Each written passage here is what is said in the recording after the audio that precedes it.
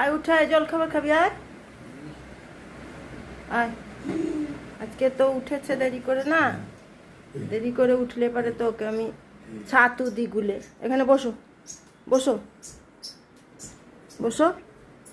হ্যাঁ এই যে বসেছে, এবার ছাতু দেব। নাও ছাতু গুলে দিয়েছি, খেয়ে নাও। হ্যাঁ খেয়ে নাও, দিয়ে তারপরে ওষুধ দেবো। ওইদিকে বাজার এসছে, বাজার মাজার ঢালিগা। চলো যাই, রান্নাঘরে যাই, তুমি খাও আমি আসছি। হ্যাঁ এই দেখো সব সবজির বাজার চলে এসেছে।